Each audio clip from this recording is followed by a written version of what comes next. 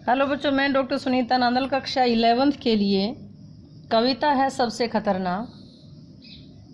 कवि हैं पंजाबी का सुप्रसिद्ध पंजाबी कवि श्री पाश हैं। इसकी व्याख्या लेकर आई हूँ कविता की। आइए पद्यांश पढ़ते हैं। सबसे खतरनाक वह चांद होता है जो हर हत्याकांड के बाद वीरान हुए आंगनों में चढ़ता है, पर आपकी आंखों को मिर्चों की तरह नहीं गढ़ता है।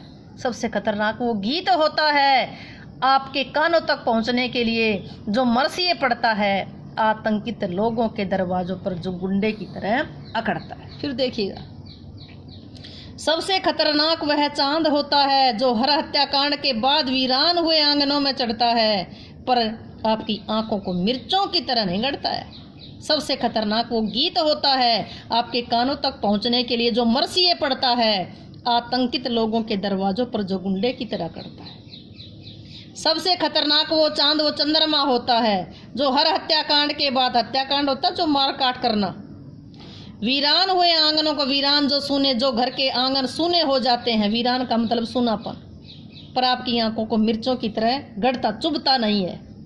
सबसे खतरनाक वो गीत होता है जो आपके कानों तक पहुंचने के लिए जो मरसिए पड़ता है। मरसी होता है मृत्यु पर, किसी की मौत पर गाया जाने वाला जो राग होता है, जो स्वर होता है, शोक गीत समझो।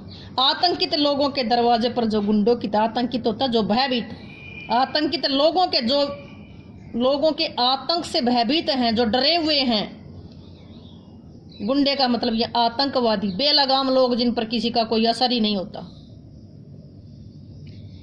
ये काव्यांश हमारी हिंदी की पाठ्य पुस्तक आरोह भाग 1 में संकलित सबसे खतरनाक नामक कविता से ली गई है। इसकी रचयिता पंजाब के सुप्रसिद्ध कवि श्री पाश हैं।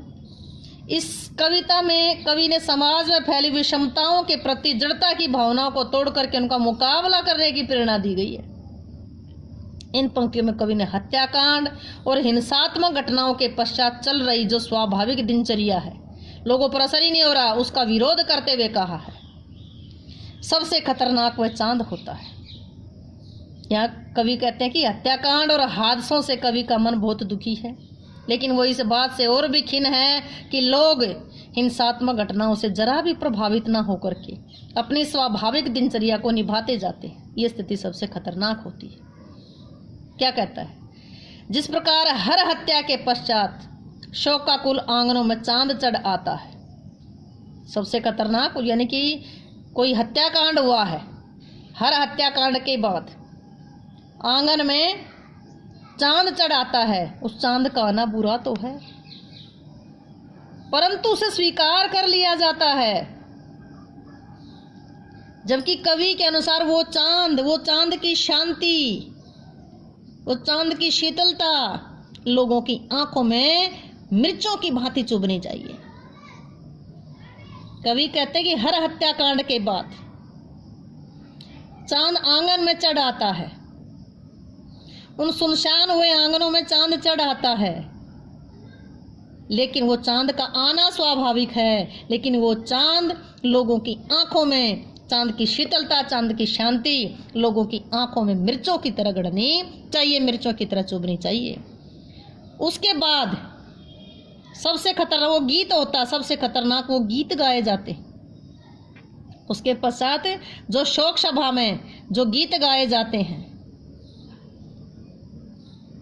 उसके पश्चात शोक सभा में गीत गाए जाते हैं। ये गीत हत्याकांड के से भयभीत लोगों के दरवाजे पर अकड़ कर खड़े हुए किसी आतंकवादी की तरह लगते हैं। ये गीत जो उनके कानों तक पहुंचते हैं, जो कौन से गीत? वो शोक गीत। इसके बाद यानी कि जो एक हत्याकांड हुआ है, आपको चांद की शीतलता चुभ नहीं रही है, बल्कि आपकी आंखों में वो मिर्चों की तरह चुभनी चाहिए।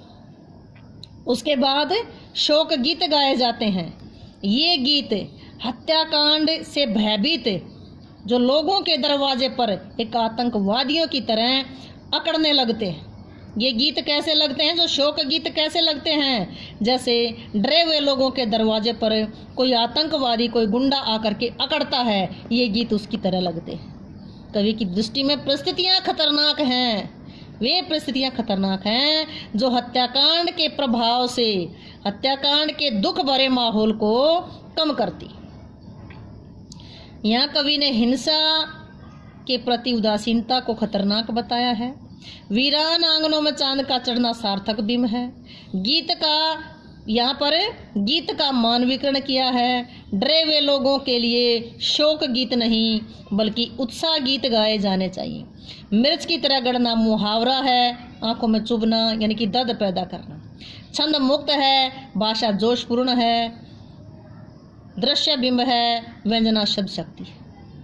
उम्मीद है कि ये वीडियो आपको अच्छे से समझ आई होगी। समझ आई है तो वीडियो को लाइक करें, शेयर करें, चैनल को सब्सक्राइब करें।